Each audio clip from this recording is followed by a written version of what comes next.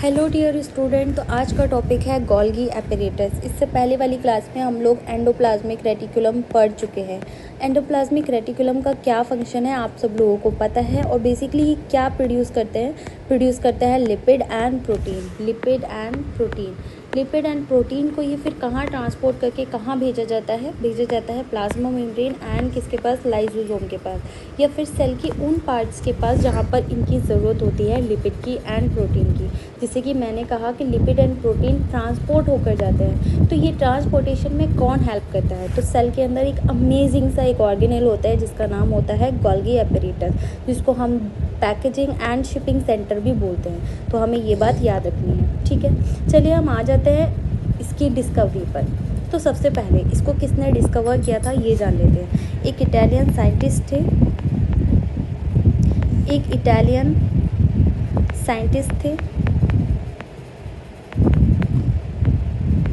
जिनका नाम है कैमिलो गोल्गी।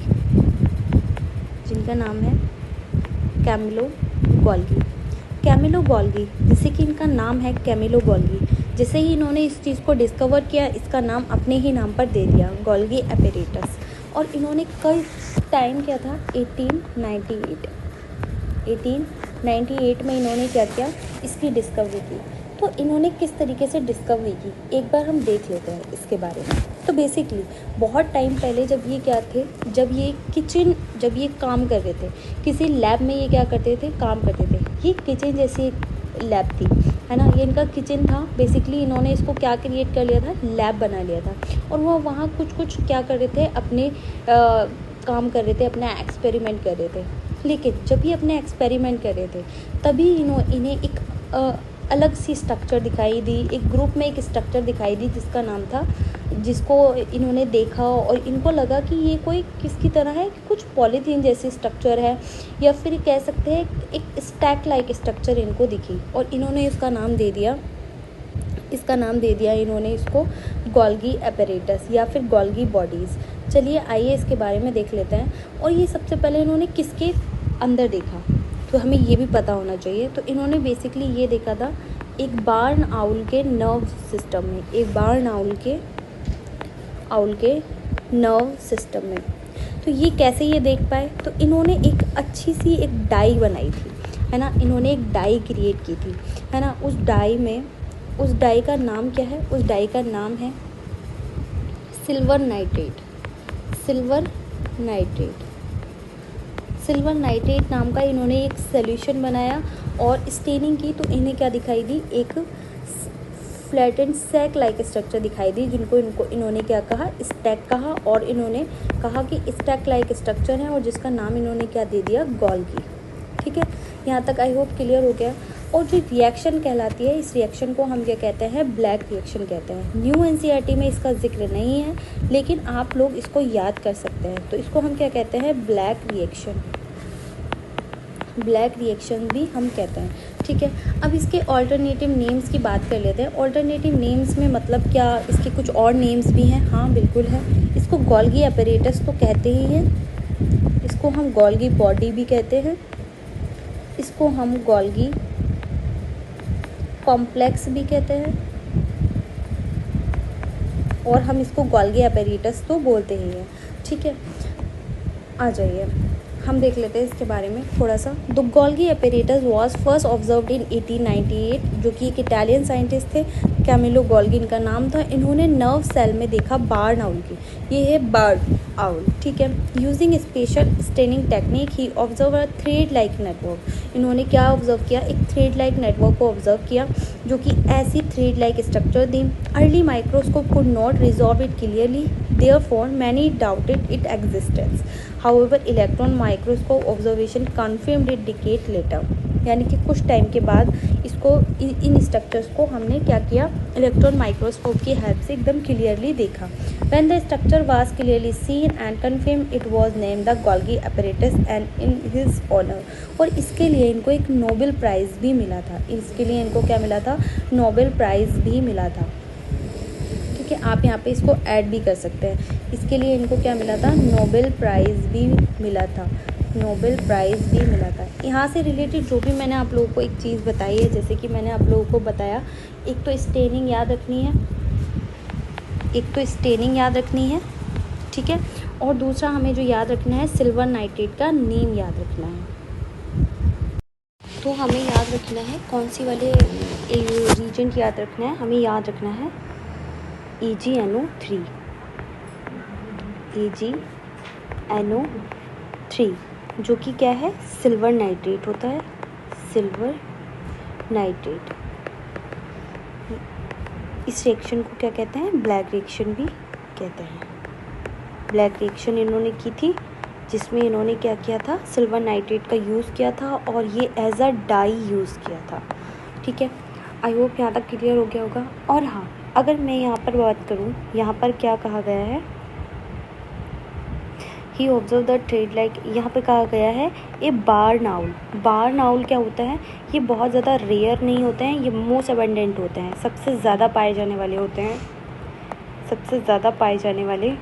ठीक है, सबसे ज़्यादा पाई जाने वाली स्पीशीज़ होती है, ठीक है। अब हम आ जाते हैं हमारे स्ट्रक्चर ऑफ गोल्गी अपैरेटस पे। स्ट्रक्चर ऑफ गोल्गी अपैरेटस की बात करें तो शेप पे आ जाते हैं। शेप कैसी होती है, अगर हम देखें तो यहाँ पे आप देख रहे हो स्टैक लाइक स्ट्रक्चर होती है, यहाँ पे स्टैक लाइक स्ट्रक्चर होती है, ठीक है, और जो कि क्या होती है, फ्लैट भी होती है, फ्लैटेंड स्ट्रक्चर होती हैं, ये फ्लैटेंड स्ट्रक्चर होती हैं। अगर अरेंजमेंट की बात करूं तो किस तरीके से अरेंज हुई हुई होती है, पैरेलली। तो ये क्या होती है, पैरेलली अरेंज्ड हुई हुई होती है, ठीक है, पैरेलली अरेंज हुई हुई होती है। फेसेस की बात करें तो इसकी दो फेसेस होती है, एक सिस फेस होती है और एक क्या होती है, ट्रांस फेस होती है। तो पहली क्या है हमारी, सिस फेस है और दूसरी क्या है हमारे पास, ट्रांस फेस है, ठीक है। सिस फेस क्या करती है, रिसीव करती है वेसिकल के थ्रू फ्रॉम ER से जो भी रिसीव करना होता है, जो भी प्रोटीन या फिर जो भी रिसीव करना होता है। ट्रांस फेस मतलब sort and ship protein to destination, यानी कि जो भी डेस्टिनेशन है, मेम्ब्रेन है तो मेम्ब्रेन के पास, लाइसोसोम है तो लाइसोसोम के पास। तो हम कह सकते हैं कि ये क्या करता है, सॉर्ट करता है, सॉर्ट, या फिर हम कह सकते हैं ट्रांसपोर्ट करना। तो ये ट्रांसपोर्ट करता है। तो यहाँ तक ये वाला टॉपिक जो है हमारा कंप्लीट हो जाता है। एक बार यहाँ से देख लेते हैं, डायग्राम हम लोगों ने देख ही लिया है, ठीक है, और हमने देखा स्टैक ऑफ फ्लैटेंड है, स्टैक लाइक स्ट्रक्चर होती है, these stack form a Golgi apparatus and is functionally linked to the ER, और ये किससे लिंक्ड होता है, ये ER से लिंक्ड होता है, ठीक है। गोल्गी अपैरेटस कैसे काम करता है, पोस्ट ऑफिस की तरह काम करता है। तो ये याद रखना है कि ये कैसे काम करता है, पोस्ट ऑफिस के जैसे काम करता है, पोस्ट ऑफिस लाइक काम करता है। दूसरा हम कह सकते हैं कि ये क्या करता है, मॉडिफाइड करता है चीज़ों को, ठीक है, मॉडिफाइड करता है और पैकेज करता है, पैकेज करता है, और फिर क्या करता है, ट्रांसपोर्ट करता है। इसके साथ साथ ये क्या करता है, ट्रांसपोर्ट भी करता है। मैं इसको यहाँ लिख देती हूँ, ट्रांसपोर्ट करता है। आई होप ये वाला टॉपिक क्लियर हो गया होगा। इसके बाद हम लोग लाइसोसोम देखेंगे। तो नेक्स्ट टॉपिक है हमारे पास लाइसोसोम क्या होता है, लाइसोसोम एक क्लीन अप सिस्टम होता है, सेल का एक क्लीन अप सिस्टम होता है। ये कहाँ होता है, सेल के अंदर ही होता है, बाकी ऑर्गेनेल्स की तरह, ठीक है। तो इससे पहले मैंने आप लोगों को पहले वाले टॉपिक में इसका बार बार बोला भी था कि डेस्टिनेशन या तो लाइसोसोम हो सकती है या प्लाज्मा मेम्ब्रेन हो सकती है, तो वो यही लाइसोसोम है जिसके बारे में हम बात कर रहे थे। तो सबसे पहले आप देखिए ये कैसी स्ट्रक्चर दिख रही है आपको, ये क्या एक स्फेरिकल सी स्ट्रक्चर दिख रही है। तो हाँ, ये क्या होती है, एक स्फेरिकल सी स्ट्रक्चर होती है, ठीक है, ये एक गोल स्फेरिकल स्ट्रक्चर होती है, ठीक है। क्या ये टाइनी होती है, हाँ ये टाइनी बॉडीज़ होती हैं, ठीक है, ये क्या होती हैं, टाइनी सी बॉडीज़ होती हैं। और ये क्या होती है, मेम्ब्रेन बाउंड होती है। तो बेसिकली ये क्या होती है, मेम्ब्रेन बाउंड। तो मैं यहाँ पे बता देती हूँ ये कैसी होती है, मेम्ब्रेन बाउंड स्ट्रक्चर्स होती है, मेम्ब्रेन बाउंड, जैसे कि यहाँ पर भी लिखा हुआ है membrane bound sac filled with enzyme. तो बेसिकली ये सबसे पहले क्या है, सिंगल मेम्ब्रेन की होती है। तो इसमें क्या होती है, ये आप अपने को याद रखना है, ये क्या होती है, सिंगल मेम्ब्रेनस होती है। ठीक है, अभी मैं आप लोगों को एक चीज़ और बता दूंगी जिससे आप लोगों को single membranes and double membranous में डिफरेंस पता लग जाएगा। एक ट्रिक से आप याद कर लोगे कि सिंगल मेम्ब्रेनस कितने होते हैं और डबल मेम्ब्रेनस कितने होते हैं। ठीक है, अब ये क्या कहा कि एक तो ये सिंगल मेम्ब्रेनस होता है, प्लस हमने ये देखा कि इसके अंदर क्या होते हैं, बहुत सारे एंजाइम भी भरे हुए होते हैं। ठीक है, ये एंजाइम का क्या काम होता है, सबसे पहले हमें ये देखना है कि ये एंजाइम क्या करते हैं, जो कि क्या करते हैं, which are break down unwanted protein, carbohydrate, fat. ठीक है, और क्या करते हैं, और इवन और जो भी मतलब वेस्टेज होता है उसको भी क्या करते हैं, ख़त्म करते हैं, ब्रेक डाउन करते हैं। ठीक है, उसको भी क्या करते हैं, डाइजेस्ट करते हैं। तो इसको कई बार हम क्या कहते हैं, डंपिंग बैग भी कहते हैं। क्या बोलते हैं इसको हम, dumping bag of the cell. इसको कई बार हम क्या कह देते हैं, dumping bag of the cell, dumping bag of the cell. Dumping bag of the cell के साथ साथ हम इसे सेल का क्या कह देते हैं, सेल का डिस्पोजल सिस्टम भी कहते हैं। सेल का डिस्पोजल सिस्टम भी कहते हैं। क्यों कहते हैं, क्योंकि सारे वेस्टेज सेल के अंदर की जितने भी होते हैं वो सारे क्या हो देते हैं, यहाँ पे आ जाते हैं। और इसके अंदर इतने पावरफुल एंजाइम्स होते हैं ना, इतने पावरफुल एंजाइम होते हैं कि इन सबको क्या कर देता है, डाइजेस्ट कर देता है। ठीक है, cell produce waste material and damage worn out organelle during their activity. बहुत सारी एक्टिविटी होती हैं सेल के अंदर, बहुत सारी रिएक्शंस परफॉर्म होती हैं जिसकी वजह से ये क्या होते हैं, जो भी ऑर्गेनेल क्या होते हैं, डैमेज हो जाते हैं, या जो भी वेस्ट मटेरियल होता है वो क्रिएट हो जाता है। How does this cell prevent these waste from the accumulating inside it. तो वो किसकी वजह से हो जाता है, लाइसोसोम की वजह से हो जाता है। अब कुछ मेन टॉपिक हैं जो थोड़े से इंपॉर्टेंट है आप लोगों के लिए, मैं आप लोगों को बता देती हूँ। जैसे लाइसोसोम्स, तो लाइसो का मीन्स हमें समझ में आना चाहिए कि लाइसो मीन्स क्या होता है। ठीक है, तो लाइसो मीन क्या होता है, लाइसो मीन्स होता है आपका, लाइसो मीन्स होता है लाइसिस, और ये लाइसो मीन क्या माना जाता है, ब्रेक डाउन, ब्रेक डाउन। ठीक है, लाइसिस का मीन्स भी क्या होता है, यही होता है, सेम, लाइसिस से ही मिलके बना है लाइसो। ठीक है, अब सेम मीनिंग है। अब आ जाता है सोमा, है ना, लाइसोसोम, सोमा मीन्स क्या होता है, बॉडी। ठीक है, तो यहाँ से आपने को समझ में आ गया, एक ऐसी बॉडी जो क्या होती है, जो बेसिकली इसका मतलब ये है। अब हम डिस्कवरी की बात करें तो डिस्कवरी इसकी किसने की थी, डिस्कवरी की थी क्रिश्चियन दे डूवे ने। ठीक है, मैं इनका नाम क्रिश्चियन डे डूवे, तो क्रिश्चियन डे डूवे के ने क्या किया था, इसको 1995 में डिस्कवर किया था। जैसे कि हम लोगों ने फंक्शन, हमें समझ में आ ही गया है कि इसका फंक्शन क्या है, इनका function dumping bag of the cell है, डिस्पोजल सिस्टम है, suicidal bag of the cell भी बोलते हैं इसको। ठीक है, suicidal bag of the cell, suicidal bag of the cell, है ना, ये भी बोल देते हैं, suicidal bag of the cell. और इसके साथ साथ हमने जैसे कि देखा, डंपिंग बैग भी कह सकते हैं, disposal system of the cell कह सकते हैं, सेल क्लीनअप भी बोल सकते हैं कि ये इसका फंक्शन क्या है, सेल को क्लीन करने का है। ठीक है, सेल क्लीनअप। अब कुछ जो एक इम्पॉर्टेंट पॉइंट है कि इसमें कौन से इम्पॉर्टेंट एंजाइम प्रेजेंट होते हैं, तो वो एंजाइम कौन से होते हैं, मैं यहाँ पे लिख देती हूँ। वो एंजाइम कौन से होते हैं, वो एंजाइम होते हैं आपके हाइड्रोलिटिक एंजाइम। क्या होते हैं ये, हाइड्रोलिटिक एंजाइम। ठीक है, ये इम्पॉर्टेंट पॉइंट है, ये आपको याद रखना है। ठीक है, ये इम्पॉर्टेंट पॉइंट है, ये आपको याद रखना है। और सेल के इस टाइनी बॉडी के अंदर का जो पीएच होता है काफ़ी क्या होता है, पीएच काफ़ी लो होता है। ठीक है, और लो होने की वजह से यहाँ पे क्या होते हैं, H+ आयन बहुत ज़्यादा होते हैं, H+ आयन बहुत ज़्यादा होते हैं। ठीक है, H+ आयन बहुत ज़्यादा होते हैं, तो इसीलिए सेल, इस बॉडी के अंदर का नेचर कैसा होता है, काफ़ी एसिडिक होता है। और सेल के बाहर का जो होता है, सेल के अंदर जो होता है, वो सेल के अंदर का जो पीएच होता है वो काफ़ी नॉर्मल होता है, जैसे 7.3 और इसके अंदर का लगभग कुछ 5 के बराबर होता है। ठीक है, 5 पीएच होता है। तो बेसिकली जब ये सेल डैमेज होती है तो ये बेसिकली क्या हो जाता है, ये बस्ट हो जाता है। बस्ट होने के साथ साथ जो इसके जो भी हाइड्रोलिटिक एंजाइम होते हैं वो बाहर आ जाते हैं। बहुत सारे हाइड्रोलिटिक एंजाइम होते हैं वो बाहर आ जाते हैं और इस तरीके से कई बार ये सेल को क्या कर देता है, खुद की ही सेल को खा लेता है। तो बेसिकली ये suicidal bag of the cell भी बोला जाता है। आई होप यहाँ से सारी चीज़ें क्लियर हो गई होंगी। अब हम नेक्स्ट टॉपिक पे बढ़ते हैं आगे की ओर, है माइटोकॉन्ड्रिया। तो माइटोकॉन्ड्रिया क्या होता है, फर्स्ट ऑफ ऑल जल्दी से हम इसकी डेफिनेशन देख लेते हैं। तो माइटोकॉन्ड्रिया क्या है, एक डबल मेम्ब्रेन बाउंड ऑर्गेनेल है found in the cytoplasm of all eukaryotic cell. ये जितनी भी यूकैरियोटिक सेल्स होती हैं जो ट्रू न्यूक्लियस कैरी करती हैं उन सब में मिलता है।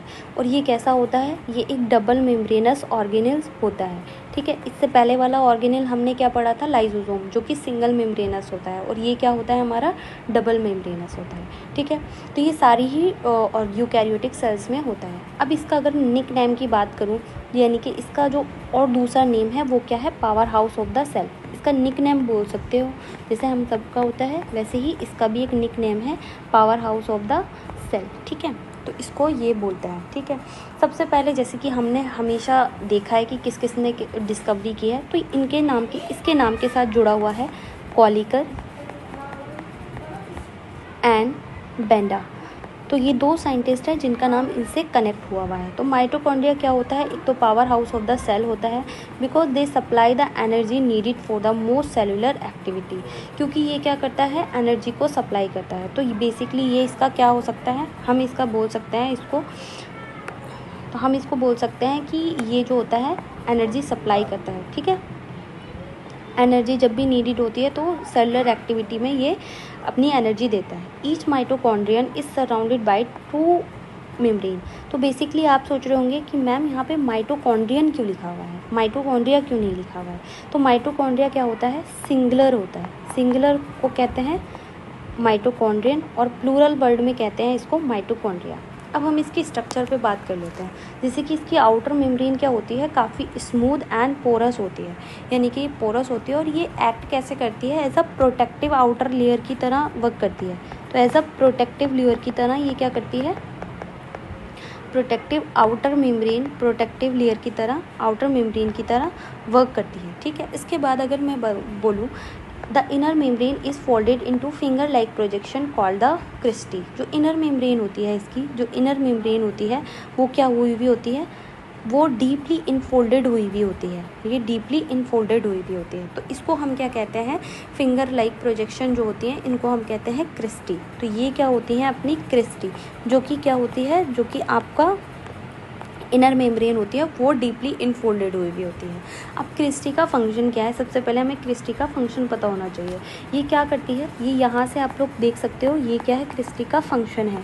ठीक है, तो क्रिस्टी क्या करती है, cristae increase the surface area for chemical reaction and facilitate energy production. तो इसके कौन से हो गए, दो इसके फंक्शन हो गए। एक तो हम कह सकते हैं कि केमिकल सरफेस एरिया इंक्रीज़ कर रहा है, एक तो हम कह सकते हैं कि सरफेस एरिया इंक्रीज़ कर रहा है, दूसरा इसके साथ साथ हम बोल सकते हैं, एक तो मैं यहाँ से निशान लगा देती हूँ, एक surface area of chemical reaction, increase the surface area of chemical reaction, दूसरा फैसिलिटेट द एनर्जी प्रोडक्शन। तो इसके ये दो फंक्शन हो गए, आप दोनों फंक्शन लिख सकते हैं। In mitochondria the glucose and other during process called the cellular respiration. तो हम कह सकते हैं इसका तीसरा फंक्शन क्या है, सेलुलर रेस्पिरेशन है। You have already studied about the energy release is stored in the form of molecule called the adenosine triphosphate. जहाँ तक कि मैं एटीपी के बारे में आप लोगों को बता चुकी हूँ कि एटीपी की फॉर्म में ही यहाँ पर एनर्जी की फॉर्म में एटीपी ही यहाँ पे एनर्जी करेंसी की तरह क्या करती है, काम करती है, एनर्जी करेंसी की तरह यहाँ पे वर्क करती है। ठीक है, एनर्जी करेंसी की तरह यहाँ पे काम करती है। And use for energy currency and use for the most of the cellular activity. वो जितनी सेलुलर एक्टिविटी होती है सब में परफॉर्म करती हैं। एक बार हम इसका डायग्राम देख लेते हैं ठीक से, ताकि आप लोगों को आगे जाके बनाने में दिक्कत ना आए। ठीक है, अगर मैं इसका डायग्राम की बात करूँ,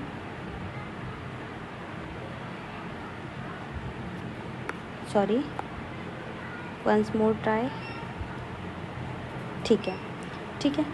अब इसके बाद हम यहाँ आ जाते हैं ताकि आपको हर कलर अच्छे से विजिबल हो।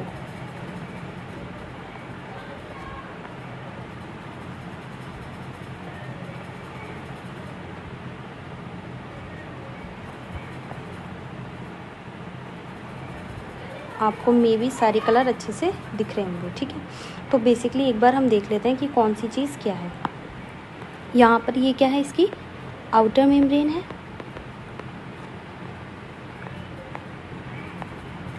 आउटर मेम्ब्रेन है। दूसरी यहाँ पर क्या है, हमें इनर मेम्ब्रेन दिख रही है, इनर मेम्ब्रेन दिख रही है।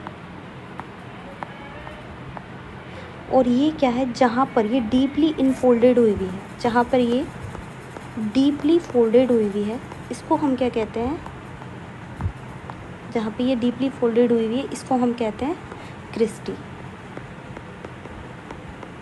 क्या बोलते हैं, क्रिस्टी। इसके बाद हम आ जाते हैं इस वाले एरिया पे, जो ये वाला एरिया है, जो बीच वाला एरिया है, इस एरिया को हम कहते हैं मैट्रिक्स। मैट्रिक्स, जहाँ पर क्या मिलता है, जहाँ पर आपको डीएनए देखने को मिलेगा, ठीक है, जहाँ पर आपको राइबोसोम देखने को मिलेंगे, ठीक है। और ये जो एरिया है इसको हम कहते हैं इंट्रा माइटोकॉन्ड्रियल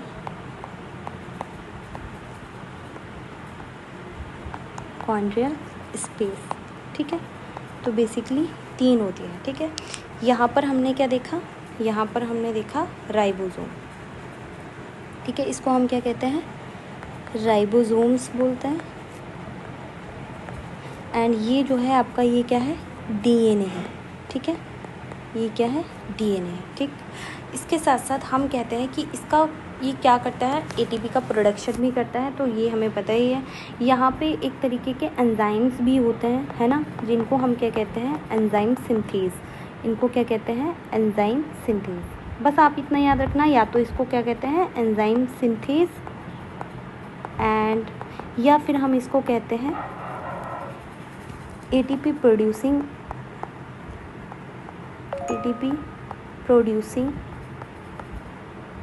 एंजाइम, या फिर हम इसको कई बार आपकी बुक्स में इसको क्या लिखा हुआ देंगे, F0 F1 पार्टिकल, ठीक है।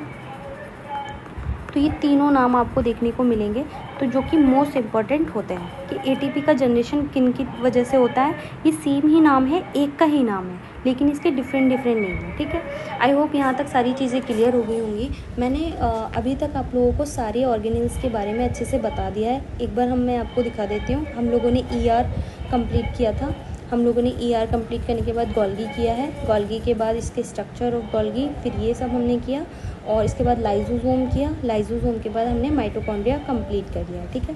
माइटोकॉन्ड्रिया का ये डायग्राम भी है, आप लोग प्रैक्टिस कीजिए इसको और लेक्चर में बने रहिए। इससे आगे वाली क्लास में हम लोग जो भी बाकी के बचे हुए ऑर्गेनेल्स है वो हम लोग करेंगे और सेल डिवीज़न करेंगे। हाँ, एक जो टॉपिक था वो मैं आप लोगों को बताने जा रही थी कि एक तो आपको single membranes and double membranous organelle की बात कर रहे थे हम, ताकि वो आप लोगों को याद रहे। मेम्ब्रेनस एंड डबल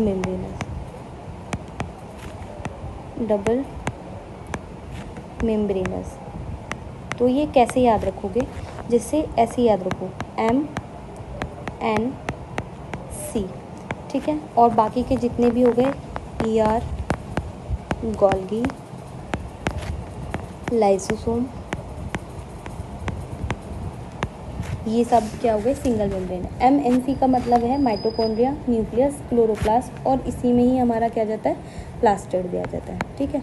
तो ये सारे हमारे क्या होते हैं, डबल मेम्ब्रेनस, और ये होते हैं हमारे पास सिंगल मेम्ब्रेनस। एक नॉन मेम्ब्रेनस भी होते हैं। नॉन मेम्ब्रेनस कौन से होते हैं, जैसे राइबोसोम्स हो गए, ये हमारे क्या होते हैं, नॉन मेम्ब्रेनस होते हैं। Non membranes,